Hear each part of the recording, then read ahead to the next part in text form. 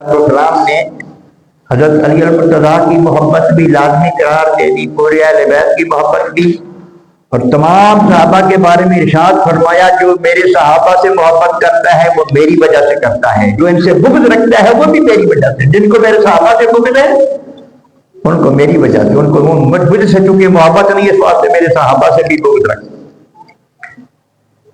اب حضرت علی المرتضیٰ شیر خدا رضی اللہ تعالیٰ عنہ کے شہادت کے جو اسباب ہیں ہم اس کی طرف آتے ہیں۔ مختصر بات یہ ہے کہ حضرت علی المرتضیٰ شیر خدا رضی اللہ تعالیٰ عنہ اور حضرت امیر معاویہ رضی اللہ تعالیٰ عنہ کے درمیان مشاجرہ ہوا، جھگڑا ہوا۔ اس کی چھوٹا سا وضاحت میں کرنا ضروری سمجھتا ہوں کہ حضرت عثمان غنی رضی اللہ تعالی عنہ کے خلاف سازش ہوئی اور سازشیوں نے آپ کو شہید کر دیا۔ اب ان کی شہادت کے بعد خلیفہ بنے حضرت علی المرتضیٰ شیر خدا رضی اللہ تعالی عنہ۔ آپ نے حکومت سنبھالی۔ اب قانون یہ ہے کہ خلیفہ وقت اگر شہید ہو تو حکمران کے لیے ضروری ہے کہ سب سے پہلے اس کے قاتلوں کو کیفر کردار تک پہنچایا جائے، اس کے بعد دوسرے معاملات نپٹائے جائیں، اور یعنی کہ اس قاتلوں کو سزا دی جائے۔ حالات ایسے نہیں تھے، حالات اس کی چیز کی اجازت نہیں دیتے تھے، کیونکہ وہ بڑے مضبوط تھے۔ وہ جو قاتل تھے نا وہ بہت بڑا طبقہ تھا، وہ سازشی بہت بڑے مضبوط تھے۔ اس لیے حضرت علی المرتضیٰ شیر خدا رضی اللہ تعالیٰ کی حکمت یہ تھی کہ پہلے حکومت کو مستحکم کر لیں، ہم حالات کو درست کر لیں، اس کے بعد ان کو سزا دی جائے گی۔ لیکن جو حضرت عثمان غنی رضی اللہ تعالیٰ عنہ یہ وہ رسا ہیں، حضرت امیر معاویہ رضی اللہ تعالیٰ عنہ کے قریبی رشتہ دار۔ حضرت امیر معاویہ رضی اللہ تعالیٰ عنہ کی ایک بہن حضور کے گھر تھی، ایک بہن حضرت عثمان غنی کے گھر تھی، ام حبیبہ ام المومنین ہماری ماں، یہ حضرت امیر معاویہ کی بہن تھی جو حضور کے نکاح میں تھی، اور یہ نائلہ رضی اللہ تعالیٰ عنہ یہ بھی امیر معاویہ رضی اللہ کی مشیرہ تھی جو حضرت عثمان غنی کے گھر تھی۔ تو یہ بھی زخمی ہو گئی تھی جب شہید کیا، تو یہ ایک قدرتی ایک فطری ایک جذبہ ہے، یہ ان کا مطالبہ تھا حضرت امیر معاویہ رضی اللہ عنہ کا کہ سب سے پہلے ان قاتلوں کو سزا ہوگی، اس کے بعد باقی کام چلے گی۔ تو علی المرتضیٰ ہمارا اہل سنت کا سب کا یہ عقیدہ یہی ہے کہ آپ حق پر تھے، علی المرتضیٰ شیر خدا رضی اللہ عنہ، کیونکہ حالات اجازت نہیں دیتے تھے، لیکن ان کا مطالبہ تھا۔ اور چونکہ اس وقت حضرت امیر معاویہ جو تھے یہ شام کے گورنر تھے، اور شام کے پورے علاقے اس طرح کے علاقے جو سارے لوگ تھے وہ اس پر متفق تھے کہ پہلے سزا ہونی چاہیے، لہذا یہ ایک جنگ کی صورت اختیار کر گیا معاملہ۔ لیکن بہرحال حضرت علی المرتضیٰ شیر خدا رضی اللہ تعالیٰ کی جو فوج تھی اس کو فتح ہونے لگی تو پھر صلح ہوئی۔ امیر معاویہ رضی اللہ عنہ کے لوگوں نے جب دیکھا، ان کی فوج نے جب دیکھا کہ ہم بس مر جائیں گے، تو انہوں نے قرآن مجید نیزے پہ باندھ کے ایسے اٹھایا کہ اور آواز دی کہ قرآن سے فیصلہ چھوڑ دیں، جنگ ختم کر دیں۔ حضرت علی المرتضیٰ تو پہلے ہی صلح کے حق میں تھے، تو اس بات پر صلح ہو گئی، ان دونوں کے درمیان صلح ہو گئی۔ اس میں ایک طبقہ تھا جن کو خارجی کہا جاتا ہے، وہ خارجی طبقہ جو تھا وہ یہ کہتا تھا کہ یہ مطلب یہ ہے کہ انہوں نے کہا کہ دو منصب حکم ہو کر دیے جائیں، یعنی دونوں طرف سے جو وہ فیصلہ کر دیں وہ فیصلہ دونوں کو منظور ہو، علی المرتضیٰ کو کہ میرے معاویہ رضی اللہ عنہ، ان دونوں نے کہا کہ ہمیں منظور ہے۔ اب یہ کئی ہزار لوگ تھے فارسی، یہ علیحدہ ہو گئے، انہوں نے کہا کہ یہ دونوں گمراہ ہو گئے، جہاں چرا نہیں ہونی چاہیے، جنگی ہونی چاہیے، یہ دونوں غلط ہو گئے۔ یہ خارجی لوگ تھے اور ہزاروں کی تعداد میں۔ بہرحال اس وقت وہ معاملہ تو ایک دفعہ ٹھنڈا ہو گیا، انہوں نے الگ سے اسلام کے خلاف سازشیں شروع کر دی۔ میں مختصر کرتا ہوں تاکہ تو کہ وقت مختصر ہے۔ اب ان خارجیوں میں سے 3 آدمی جو تھے نا وہ کعبے میں آئے اور انہوں نے کہا کہ یہ جو اصل میں مقصد یہ تھا کہ جب ان کی صلح ہو گئی ہے تو یہ اب اکٹھے ہو جائیں گے، یہ مضبوط ہو جائیں گے، حکومت مستحکم ہو جائے گی تو قاتلین عثمان کو سزا ملے گی۔ یہ سزا سے یہ لوگ بچنا چاہتے ہیں، انہوں نے سازش کی۔ انہوں نے 3 آدمیوں نے پروگرام پر یہ بنایا کہ انہوں نے کعبے میں بیٹھ کر عہد کیا کہ ہم تینوں ایک ایک بندہ جو ہے نا جو اس وقت حکومت کے قابل ہے، حضرت علی المرتضیٰ شیر خدا رضی اللہ تعالیٰ، حضرت امیر معاویہ رضی اللہ تعالیٰ اور حضرت وقاص بن عمر رضی اللہ تعالیٰ، ان تینوں کو شہید کر دیا جائے۔ ان کے خیال کے مطابق ان تینوں کو قتل کر دیا جائے تو بعد میں پھر خیر ہو جائے گی، پھر کوئی پوچھنے والا نہیں ہوگا۔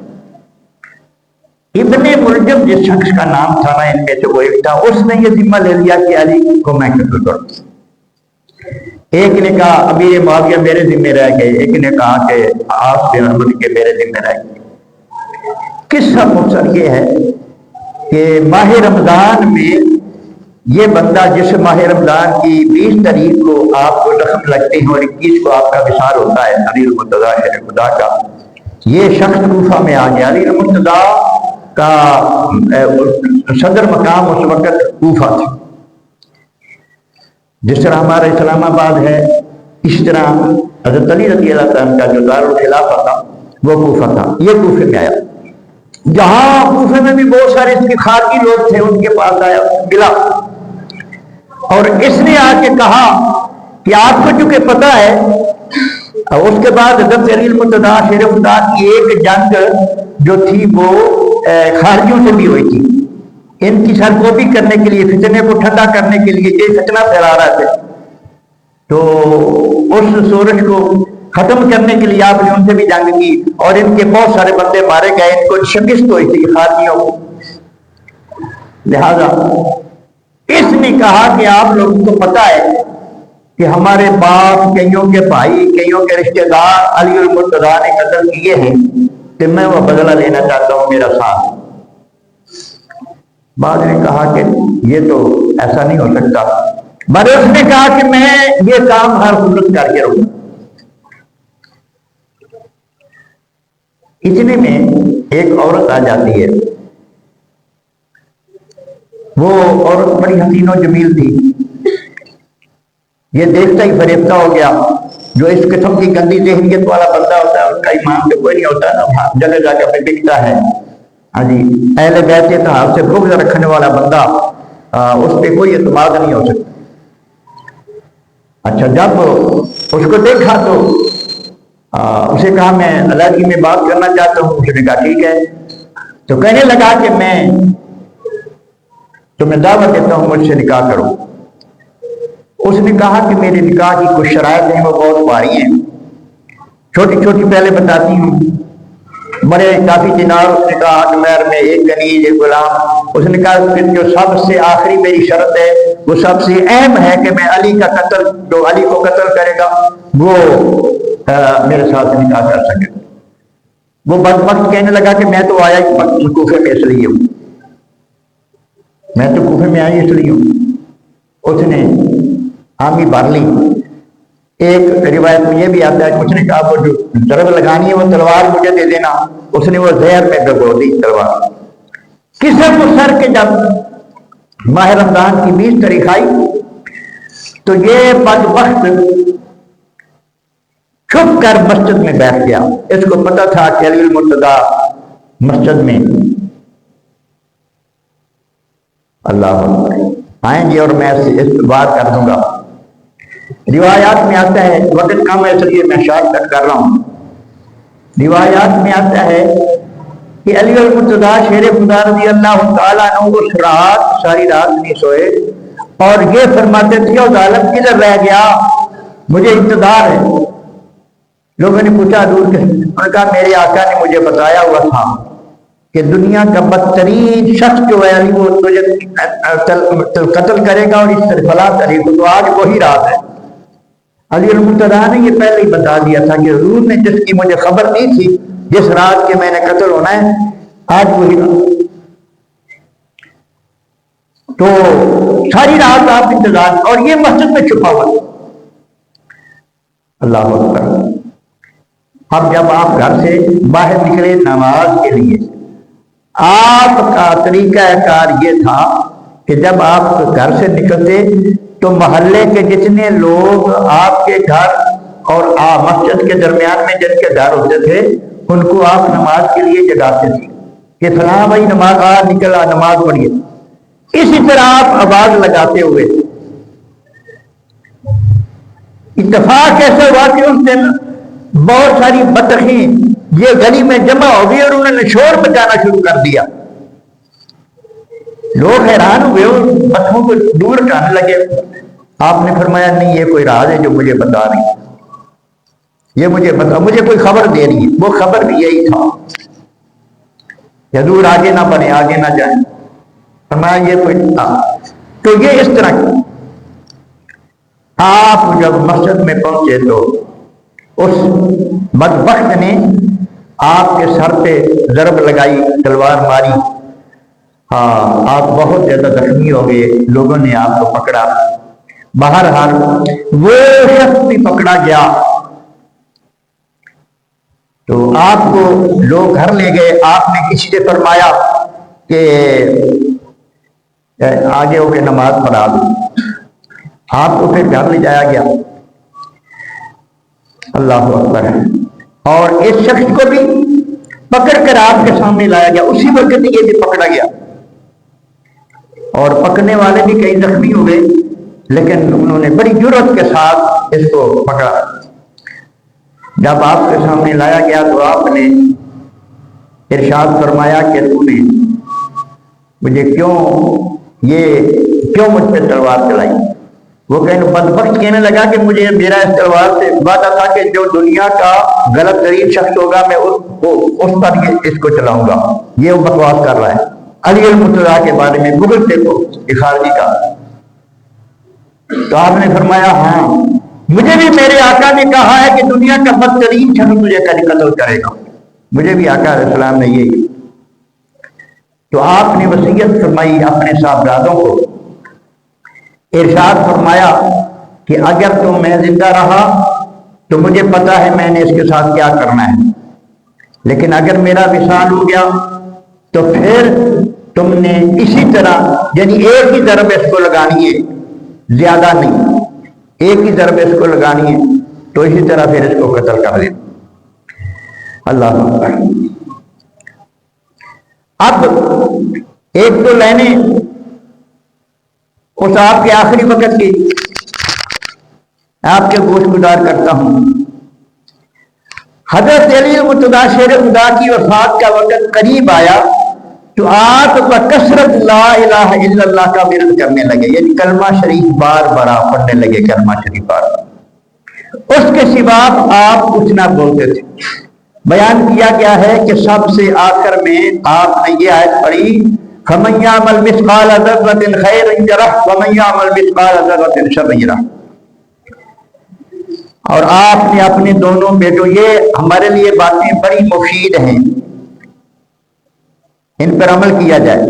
دونوں بیٹوں حضرت حسن اور حضرت حسین کو اللہ کا تقوی اختیار کرنے اور نماز پڑھنے، یعنی یہ وصیت فرما رہے ہیں کہ میرے بیٹو میرے بعد اللہ سے ڈرتے رہنا، نماز پڑھتے رہنا، زکوٰۃ ادا کرتے رہنا، غصہ پیتے رہنا. کسی پر غصہ ہے تو اس کو پی جانا، نکالنا نہیں ہے. صلہ رحمی کرنے، نیکی کا حکم دینے، برائی سے منع کرنے اور فواحش سے اجتناب کرنے کی وصیت. نیکی کرا جے، برائی تو بچتا رہا جے، بے حیائی تو بچتے رہا جے، اور لوگوں بھی نیکی کی طرف لے آندے رہا جے۔ نیز ان دونوں بھائیوں کو حضرت محمد بن حنفیہ کے متعلق بھی وصیت کی، اور انہیں بھی وصیت کی، یعنی ایک محمد بن حنفیہ جو دونوں حضرت فاطمہ زہرا میں نہیں تھا اور بی بی میں تھا، ان سے تھا۔ محمد بن حنفیہ یہ حضرت امام حسن اور امام حسین کا بھائی تھا، جو حضرت علی المرتضیٰ، ان کے بارے میں وصیت کی۔ ایک دو وصیت جو آپ نے تحریر کی تھی، بسم اللہ الرحمن الرحیم، ایک دو جملے اس سے پڑھتا ہوں۔ یہ وصیت علی بن ابی طالب نے کی ہے۔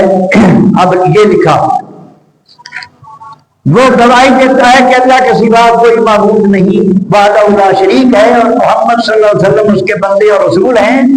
اس نے انہیں ہدایت اور دین حق کے ساتھ بھیجا ہے تاکہ وہ اسے سب دینوں پر غالب کرے۔ علی المرتضیٰ یہ وصیت چھوڑ کے گئے ہیں کہ میرے بعد ان میں سے جو بھی خلیفہ ہوگا اس کا فرض یہ ہے کہ وہ اللہ کے دین کو نافذ کرے، حکومت اللہ کے دین کے تحت چلائے۔ کے وصیت لکھ رہے ہیں علی المرتضیٰ شیر خدا، خواہ مشرکین اس بات کو ناپسند بھی کریں۔ بلا شبہ میری نماز، میری قربانیاں، میرا جینا، میرا مرنا اللہ رب العزت کے لیے ہے، جس کا کوئی شریک نہیں۔ یہی مجھے حکم دیا گیا ہے کہ میں سب سے پہلے مسلمان۔ حسن، اے حسن اور میرے تمام بیٹوں، جس تک میری یہ تحریر پہنچے میں تمہیں اللہ کا تقوی اختیار کرنے کی وصیت کرتا ہوں، جو تمہارا رب ہے، اور تم فرما برداری کی حالت میں ہی مرنا، اور سب اللہ کی رسی کو تھام کے رکھنا۔ ابھی اور بھی ہے، میں اسی پر ختم کرتا ہوں۔ دیکھو وہ کیا باتیں کر کے گئے، آخری وقت میں بھی اپنی آخرت بھی سنوارنے کے لیے اور اپنے پچھلوں کی آخرت بھی سنوارنے کے لیے یہ وصیتیں کر گئے۔ اللہ کرے ہم ان کے ماننے والے بھی انہی والا دین اپنائیں اور انہی کے نقش قدم پر چلنے کی اللہ پاک ہمیں توفیق عطا فرمائے اور ہم کوشش کریں۔